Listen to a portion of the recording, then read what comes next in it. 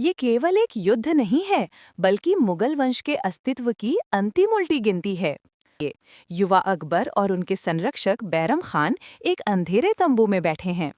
केंद्र में एक बड़ी रेत खड़ी रखी है। रेत लगभग खत्म हो चुकी है। ये रेत खड़ी मुगल साम्राज्य के अस्तित्व को दर्शाती है, जिसे सम्राट हेमू की 22 लगातार जीत ने लगभग समाप्त कर दिया है। मुगलों के पास अब भागने या लड़ने के बीच चयन करने के लिए केवल पल भर का समय बचा है। हेमू की सेना अपने विशाल हाथियों के साथ जीत के नशे में है। मुगलों को पता है, अगर वे ये लड़ाई हारे तो भारत में उनके समय का अंत हो जाएगा। ये एक हताश जुआ है। मुगल शिविर में संरक्षक बैरम खान एक लगभग खाली रेत घड़ी की ओर देखते हैं, जो मुगल सत्ता के लिए बचे हुए अंतिम समय का प्रतीक है। उनके युवा बादशाह अकबर के लिए युद्ध लड़ना अंतिम और हताश विकल्प है। सेनापति भागने की सलाह देते हैं। मुगल खेमे में संख्या बल कम होने के कारण हर सिपाही के चेहरे पर डर और जीत की रणनीति पर अनिश्चितता है। दूसरी तरफ सम्राट हेमू सम्राट विक्रमादित्य का शिविर पूरी तरह से आत्मविश्वास से भरा है। हेमू के 22 युद्धों में अपराजय होने का इतिहास उनकी सेना का मनोबल है। उनके सैनिक जानते हैं कि मुगल सत्ता का समय समाप्त हो चुका है। हेमू अपने विशाल हाथियों की ताकत पर भरोसा करते हैं, ये मानते हुए कि अकबर की सेना उनके रास्ते से बह जाएगी। ये भाग दोनों पक्षों के मानसिक संघर्ष को दिखाता है।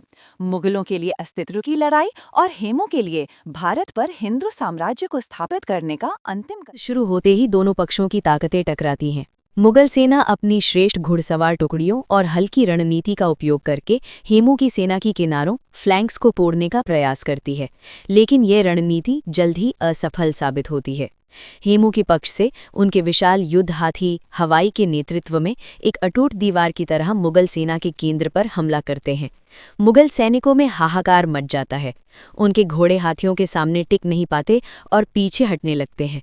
बैरम खान हताशा में अपने सैनिकों को संगठित करने की कोशिश करते हैं, लेकिन उन्हें लगता है कि उनकी रणनीति ध्वस्त हो चुकी है और रेत घड़ी पलट चुकी है। हेमू अपने हाथी पर खड़े होकर इस पल का आनंद लेते हैं। वो व्यक्तिगत रूप से अपनी सेना का नेतृत्व करते हैं, जीत की गर्मी महसूस करते हैं और उन्हें यकीन है कि ये युद्ध घंटे भर में मुगलों के भारत से हमेशा के लिए चले जाने का कारण बनेगा। उस क्षण अपने चरम पर पहुंचता है जब हेमू जीत के सबसे करीब होते हैं। मुगल पक्ष की आखिरी उम्मीदें टूट चुकी होती हैं और सैनिक घबराकर पीछे हट रहे होते हैं। एक हताश मुगल सैनिक अंधेरे में तीर चलाता है। ये निशाना नहीं है, बल्कि सिर्फ किस्मत को आजमाना है। ये तीर नियति के हस्तक्षेप का प्रतीक बनकर उड़ता है। दूसरी ओर हेमू अपने हाथी पर विजयी मुद्रा में खड़े थे। अचानक तीर उनकी आंख में लगता है। ये क्षण हेमू अपने हाथी से गिरते हैं। मुगल पक्ष से सैनिक अविश्वास में देखते हैं। उनकी निराशा अचानक एक अविश्वसनीय आशा में बदल जाती है।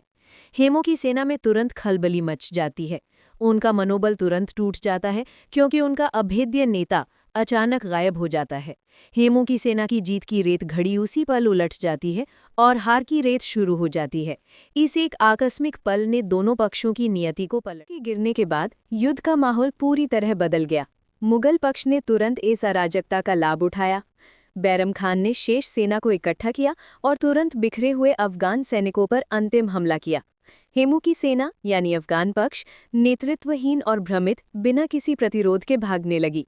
मुगलों ने हेमू को बंदी बना लिया और बैरम खान ने हेमू की हत्या करके जीत को निर्णायक बनाया। अकबर के लिए ये जीत सिर्फ एक क्षेत्र वापस पाना नहीं था, ये मुगल साम्राज्य के पुनर्निर्माण की शुरुआत थी। ये युद्ध दर्शाता है कि कैसे नियति यानी फेट ने उनका साथ दिया। हेमू की हार ने हिंदू साम्राज्य के उदय के सपने को चकनाचूर कर दिया। ये ट्रॉप फेस्ट स्टाइल की कहानी दोनों पक्षों को दिखाती है कि कैसे समय की रेत को पलटने के लिए कभी कभी महान शक्ति नहीं, बल्कि एक क्षण का भाग्य ही काफी होता है।